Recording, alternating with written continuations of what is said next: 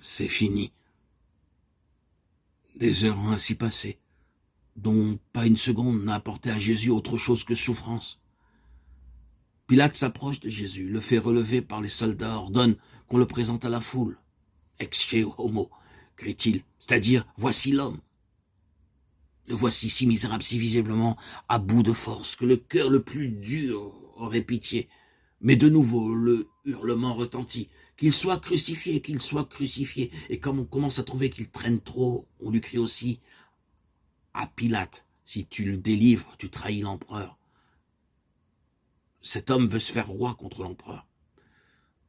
Et cette dernière perfidie décide le fonctionnaire de Rome.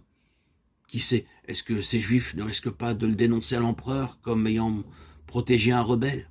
Il n'a plus le courage de juger selon la justice. Il sait que Jésus est innocent, mais il n'ose plus le défendre. Il l'abandonne. Il se fait apporter un bassin, se lave les mains devant la foule, pour que chacun voie bien. Regardez, je me lave les mains du sang de ce juste. Ce ne sera pas moi le responsable.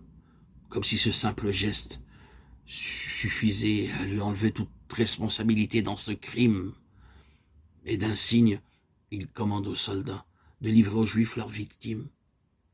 La farce dramatique de ce procès inconcevable est achevée. Dans les rues de Jérusalem, le cortège s'avance. Affreux cortège pitoyable. En tête, un centurion et des soldats de Rome. Puis un homme portant un écriteau où se lit par 3 fois en latin, en grec et en hébreu l'inscription « Jésus de Nazareth, roi des Juifs ». C'est Pilate lui-même qui a rédigé ces 3 mots afin d'humilier les Juifs et de leur laisser toute la responsabilité. Viennent ensuite des prêtres du temple, des membres du Sanhédrin qui veulent conduire à la mort celui qu'ils haïssent, et des badauds, des curieux qui ont la triste envie de voir supplicier un homme. Parmi eux aussi quelques amis du Christ, désespérés, le cœur serré d'épouvante, mais incapables d'agir.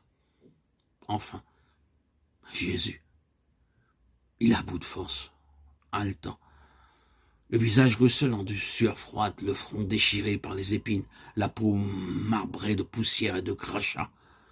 Il s'avance lentement, titubant, prêt à s'abattre, encadré par les gardes féroces qui guettent ses faux pas pour le frapper.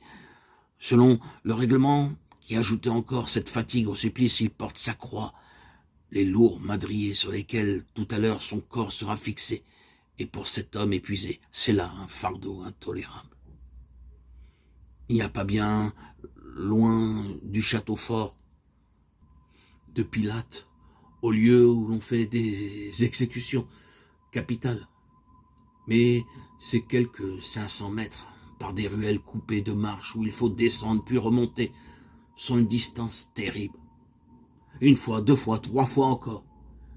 Jésus heurte du pied un pavé dijoint, quelques marches, et il s'abat, le poids de la croix l'entraînant, et les madriers le frappant lourdement. D'une fois à l'autre, il met plus longtemps à se relever, et les soldats ont peur qu'il ne puisse aller jusqu'au bout, qu'il succombe d'épuisement en chemin. Ils appellent un passant, un nommé Simon de Cyrène, et ils lui commandent d'aider le condamné à porter son fardeau.